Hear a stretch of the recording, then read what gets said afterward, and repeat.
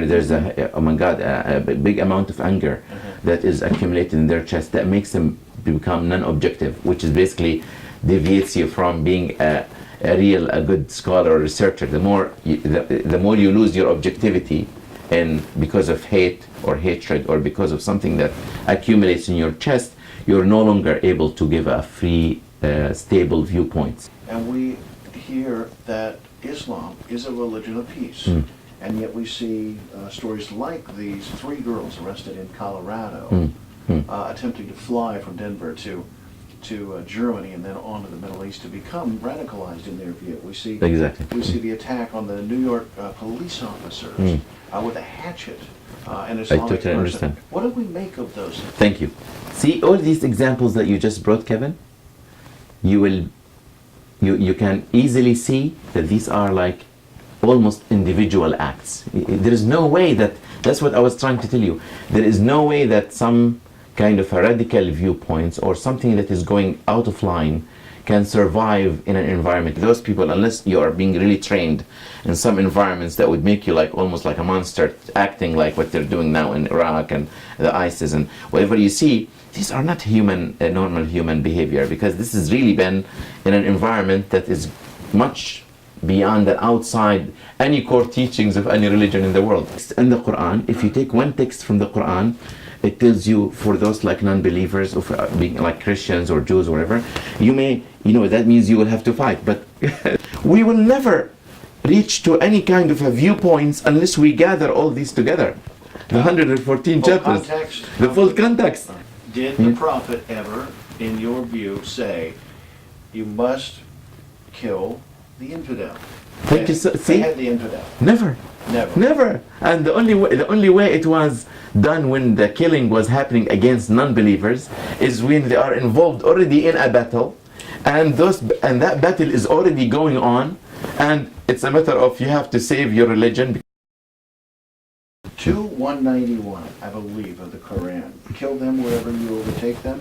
Expel them from wherever they have expelled you. 291, what chapter? 191. 191. So that's Al-Baqarah 191. 1 second. So we can exactly tell you the original Arabic text with your English text. Okay, it says وَاقْتُلُوهُمْ حَيْثُ ثَقِفْتُمُوهُمْ وَأَخْرِجُوهُمْ مِنْ حَيْثُ أَخْرَجُوكُمْ. And this is the English translated version also of the same book. And that was true. This is the Quran as well? Yes, they are both Quran. The only difference between this and this one is this is translated English. It says, and kill them, the enemies, who fight against you. Look, this is the text. Wherever you find them, see, when they fight against you, whenever they find them, and drive them out of the places from which they drove you out.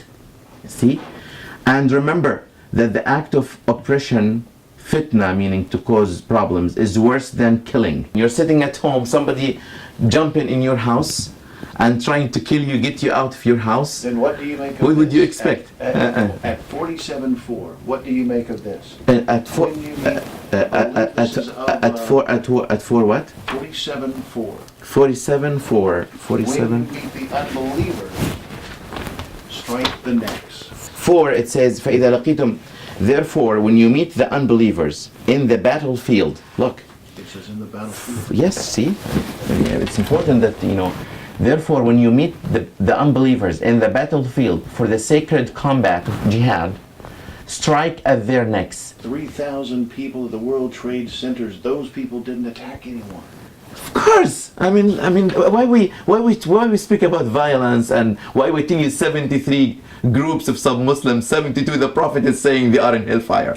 In the Middle East, you will find some groups that misunderstand the message of the Prophet. Do you believe that the people who were involved in the World Trade Center attacks in 2001 are in hellfire? It's not only my view, it's my view and all the scholars' view that if anyone kills anyone for no real reasons for that, I know you are a disbeliever, you hate Allah, you hate the Prophet, and you're sitting at home, and I come and kill you, I'm in hellfire.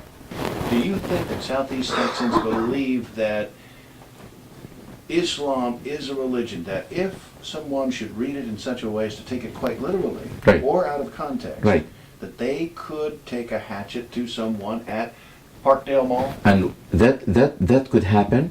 Under Sharia law, the following is considered criminal behavior, punishable by fines, jail, amputation of limbs, True. public flogging, True. or death by stoning, True. absence from Friday services, becoming pregnant out of wedlock, wearing indecent clothing, and for women, refusal to wear the hijab, employing a non-Muslim babysitter, the use of the word of God by Christians, and the discussion of faith by any non-Muslims, publicly eating or drinking during Ramadan, theft, homosexuality, or adultery. Thank you. Punishable by death, by stoning, in the Sharia law. Thank you so much. You teach Sharia Now law. what you have, exactly. Now what you... You don't teach that? No, I said I do teach them. No, I said I do teach Sharia, but I don't teach these things the way you have mentioned it. Why? I'll tell you why. We teach them, and you just, oh my God, when you look to these details, completely misleading when it's like that, when it's printed like that. Adultery, for example, it's punishable by religion. If you do according to our religion, adultery is punishable. But it's punishable where? In an Islamic state. I have been asked why, what do you think about this kind of behavior? Is this Islamic? Do you believe that it's possible that an adherent of Islam could misunderstand or misread some of the lines in the Quran and attack a Southeast Texan and kill them under the view that they're doing the right thing? Individually possible. You become insane one day and it will be like a crime. It doesn't happen that way. That Southeast Texans need to know that anybody could go crazy. This is an individual criminal act that need to be punishable by law, which is not Islamic behavior. ISIS and what's been going on with the Are you Syrian prepared system. to denounce ISIS and its beheadings? I mean, come on, there's no human being would accept this type of an animal behavior. This is like this is completely has no. It doesn't belong to any religion. This ISIS. Kevin, many people love to come to this place. Do you know why? Because they feel peace. They feel freedom. They feel some respect. What we feel sometimes because of what's been happening in the Muslim world and some these radical individual cases here and there makes you a little bit feel bad because they claim to be Muslims and God knows if they are Muslims or not, but at least whatever happens, I mean, this reality and the truth behind all these like radical acts, you can never know who are those who are behind them, because many people, as you know, with whatever is happening as a result of these political things, and Muslims would like to basically take advantage of these situations where, oh, by the way, if you have something against this guy being a Muslim, I can create something, and I'm so sure people will believe me because the atmosphere is so ready to people to accept that this Muslim may not be like a good one. Do you So believe that happened to Jahar Tsarnaev no. in Boston? No, at all. You believe what is that? With my lack of knowledge of the details for that, place, as at least from my respected sources that I'm so aware of, that it's completely isolated, has nothing to do with, as a result of a wrong misunderstanding or things of religion.